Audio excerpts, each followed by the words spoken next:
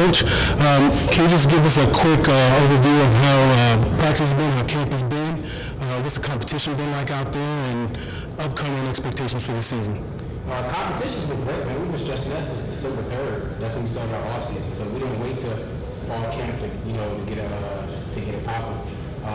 December 3rd, we stressed for competition, and that's what's gonna breed excellence, from our program. We ain't one of the toughest regions in the state of Virginia, so we gotta line it up. So there's no running from it. I'm not new to that. I'm accustomed to hard work, so I'm trying to breed that to my young men. So we've been getting after it since December 3rd. We've been having a great off season so far. Had a lengthy off season, and now we're coming away with fall camp. Starting our scrimmages next week. So. Okay, and before we cut to the press, just want to open it up to the players. Is there anything you want to say? Any matchups you got circled on the calendar? Is there any milestones you're looking forward to? Man, we have to look forward to every game. Every game is the same thing. Work hard every game, but Osbourn's always been a big competition for us, so I think that's going to be a big game. Unity, too. We're leading at halftime, and we blew it, so this is the last year I have. We have to redeem it and go out with a bang. Also, we're looking to have a great season opener against Freedom. We know they were previously state champions, but we think we have a really good shot this year beating them. There you go. Okay. Well, if there's nothing else on play with the coaches, we'll open this up to the media and get some questions going.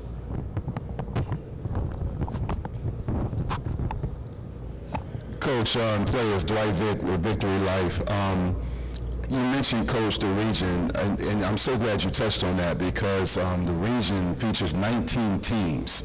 With Loudoun, I think it might be 9, and Fairfax has 2 regions in 1 county.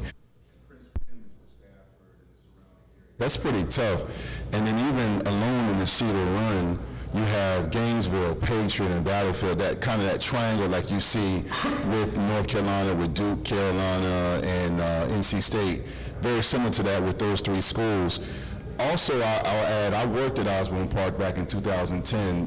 Back then, at that year, they went to states, and they had Dominique Terrell, who later went to Osbourn. So there was a time when there were expectations high at OP. Since then, there's been a lot of new coaches, a lot of new faces. This question is for you in regards to building a program and building expectations is tough for any coach. And once you get it, it kind of flows because they're established. How do you change the outlook and build towards the energy? You're off to a great start, but how do you maintain the momentum and get everybody in that school and all the players to really believe in your vision and what you can see for this program? You got to take it a day at a time. That's something I told Keith Lane. I stressed on being in the building. So, if I can't touch the kids, if I can't talk to the kids daily, then that wasn't a position I was willing to accept. So, with me being in the building, talking to those kids daily, not even just the football kids, I talk to the basketball kids. Of course, I want them to come out, but ultimately it's about building that relationship. So, and then once my players see me working hard every day, I think that's just going to bleed into the culture.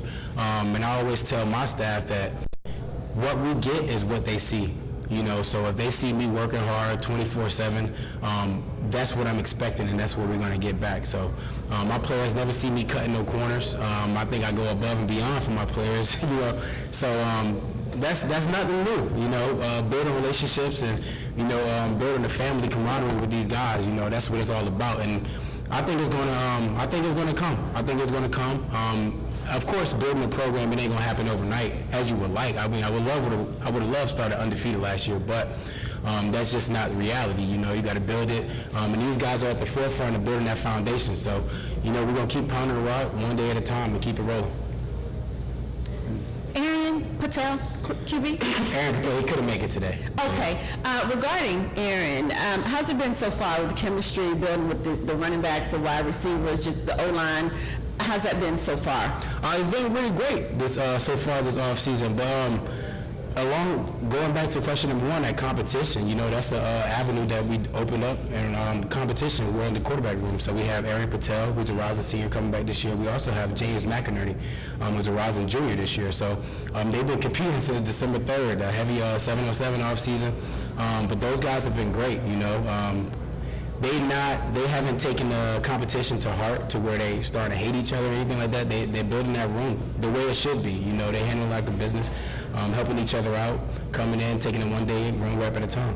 So. At some point, will there be a decision, or are they? Oh, it has to be a decision. If we're not going to rush it, you know, we're going to let everything play out. We're recording everything. Everything is filmed.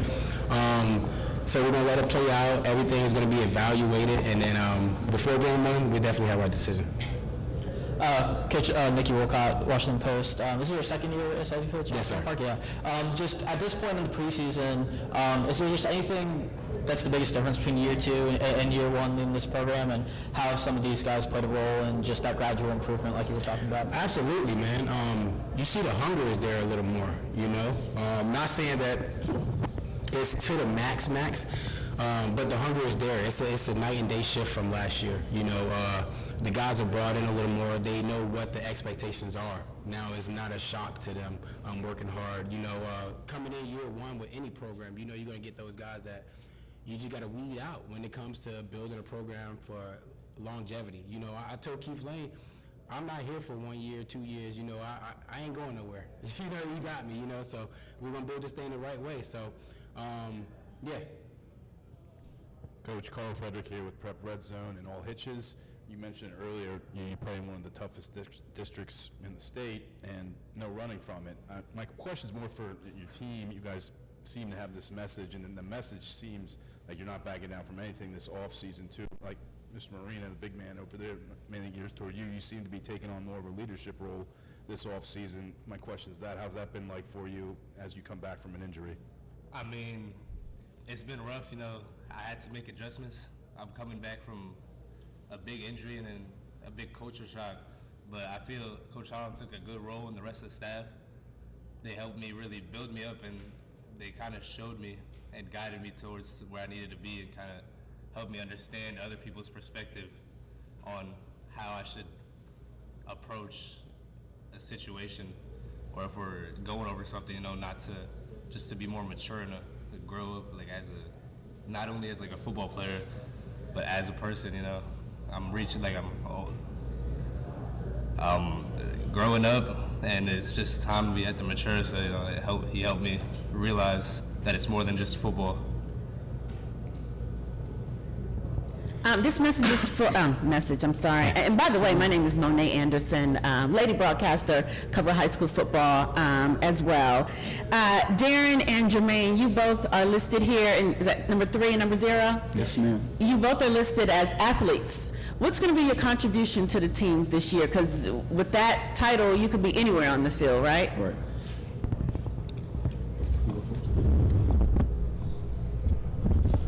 My biggest contribution to the team is being a young leader, being a rising sophomore, and coming up into this team as a transfer, being a leader, and also just doing my 1 of 11 on the field.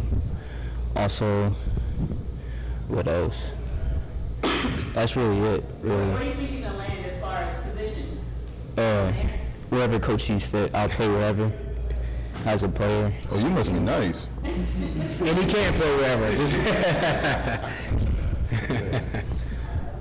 So for me, you know, I'm just gonna do my job, you know what I'm saying. As a senior, you know what I'm saying, I wanna lead the team because I have a lot of experience. So I'm gonna lead the team, and I'm also gonna play well, play hard. And you're going to play wherever, Coach? Absolutely, absolutely. I have 2 questions. The first one, you guys came in with energy, and the first thing we all talked about over here in the media was the new uniforms.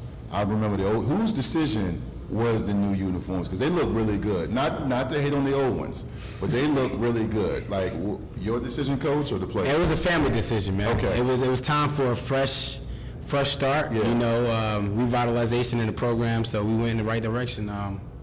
I take it as a compliment. Oh, it is. It looks good, yeah. And the second question is this for the players. Any one of you guys can answer this.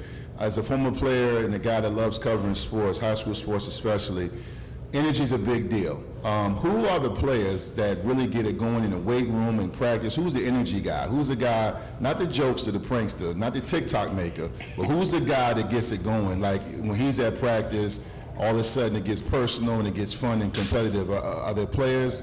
Who's that guy? Is one of you guys that guy? Who are those guys? You know, I would say I do some talking, you know, just to be competitive, but, you know, that's all love at the end of the day, you know.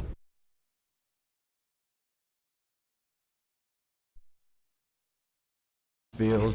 He's always talking, always getting everyone like hyped up and ready to play. I definitely think in the weight room, Arbnor, he really works hard. He's always pushing 500 pounds, 350, just crazy lifts that makes everyone just want to work harder and harder and really like achieve new goals. I'd have to also give the energy aspect to Nariah Price. He's not with us today, but whenever he's there, hidden drills, you can name it, he'll be there. No matter the assignment, he'll do it. As long as coach says to do it, he'll do it. I mean, I feel as a team we grew a lot, and I feel that everybody really brings a lot of energy. There's a lot of big people like Jermaine. I feel like we bring a lot of energy, and I just feel like we've divided enough and showed everybody that energy is like good. So everybody started following the program, and like practice is very energetic, and we get to it. Yeah, this is for a coach and a senior or two can chime in on this too. Might kind of retread on one of the past questions, but is there anything about this group that just kind of stands out as unique or different from last year, especially that just played a big role, especially early in the offseason, whether that be the energy or whether that just be the discipline, anything that kind of stands out that's unique? The biggest thing that stands out to me for this group is the want to. You know what I mean? These guys, yeah, everybody jokes around and stuff like that at times, but the want to be successful, the want to be great from this group right here, man, is very high. Is very high. We've been competing, and of course 707 doesn't mean much, but like I said, since the whole offseason, we've been competing against some big dogs, and you know we've been right there with them. And these guys there's no moral victories. You know, we stress that in the whole culture. There's no moral victories. There's no, we almost won. We lost by a little bit. No, we trying to come away with that thing. So, you know, and you got that mindset from every one of these guys here, you know, and everyone in the culture. So that's a big difference. Another difference in comparison to last season is just the ability to make adjustments. We've been way better at making them on the fly. When emotion is called, we're able to call it out rather than just sit there in silence. So that's been really, really good defensively for us. All right, Coach, players, appreciate you all for coming out. Just one last question. Can you just let us know how you've enjoyed your time here today at the Experience? Man, this is A1. You know, I've been to a lot of media days from college to high school to CFL, AFL. This is right up there in that same echelon. You know, you guys did a great job. Great job. Kudos to you guys. Thank you. All right, and on that note, everybody, it's Osbourn Park. Players, coaches, best of luck this season. Thank you for coming out. Thank you. Thank you. Appreciate you guys. A+ in the uniforms.